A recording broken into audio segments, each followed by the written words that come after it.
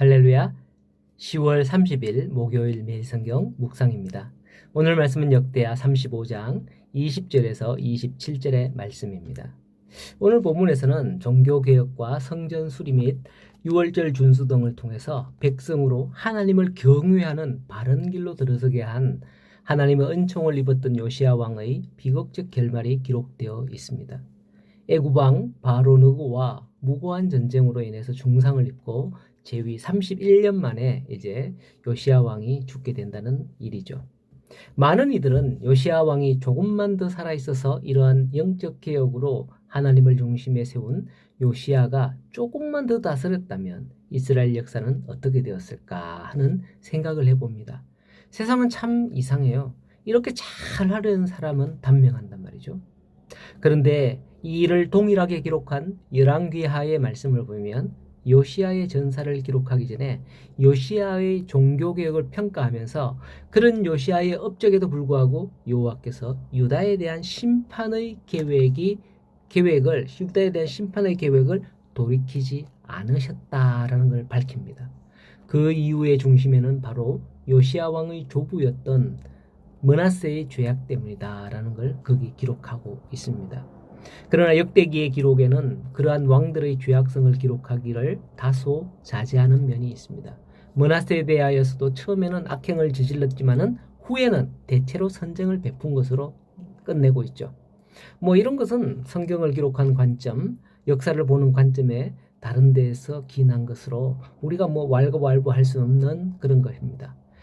이것을 통해서 우리는 오히려 세상 사람들의 관점과 하나님의 관점도 이렇게 다르다라는 것을 볼 수 있어야 되겠죠. 우리는 앞서 요시야의 개혁이 얼마나 철저했는가를 역대기에서 기록해서 보았습니다. 그의 개혁 조치는 그 전에도 없었고 이후에도 없었던 실로 강력한 전무후무한 것이었습니다.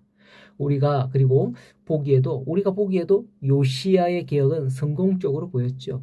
그것은 이에 대한 하나님의 평가를 통해서도 확인되었습니다. 그러나 요시야의 개혁도 한계가 있었다는 걸 분명히 알 수 있습니다.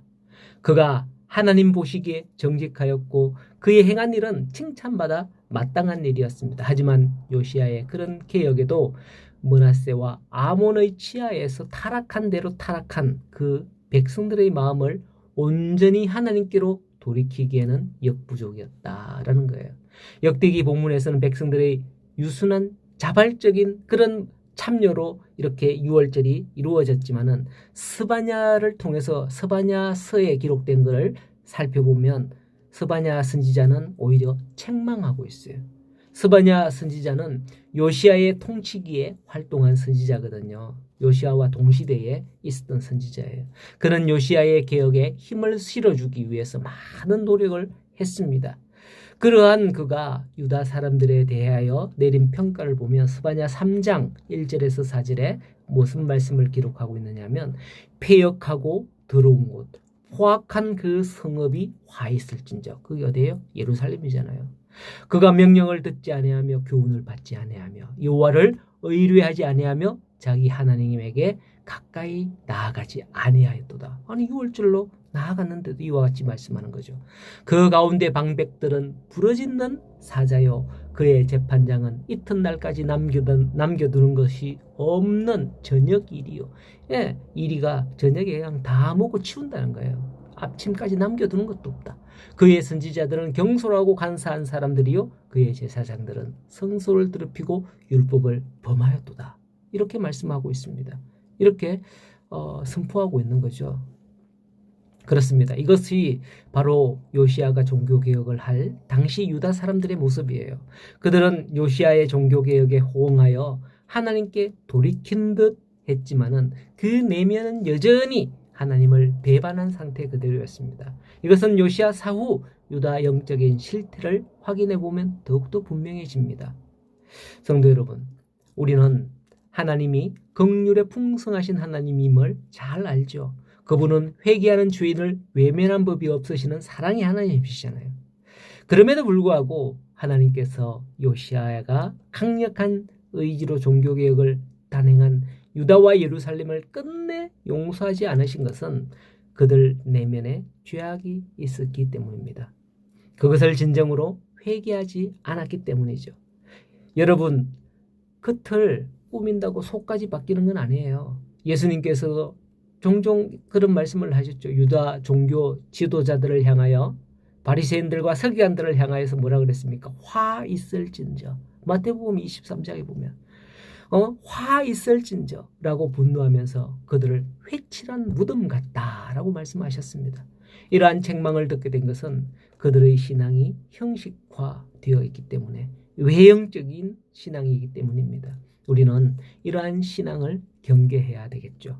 오늘 본문에서 보면 유다가 애굽 왕 바로 느고와 왜 저렇게 싸우려고 고집부렸을까? 좀 의아하기도 합니다.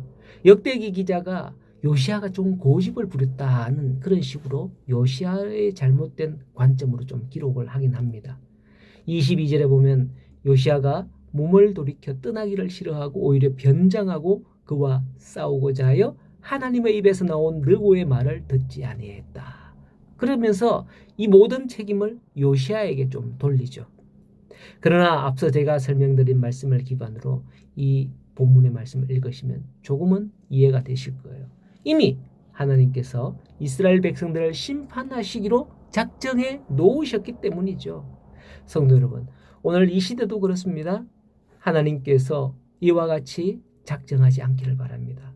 우리 개인을 보실 때, 또 우리 교회를 보실 때에도 하나님의 진노의 칼이 그 위에 들이오지 않기를 소원합니다. 무엇보다도 이 나라 위에 그러하기를 소원합니다. 만약 그 진노의 칼이 우리 위에 들이웠다면 무엇을 어떻게 해도 하나님의 뜻을 돌이킬 수는 없습니다. 엄청 무섭고 두려운 거죠. 하나님의 심판의 때이거든요.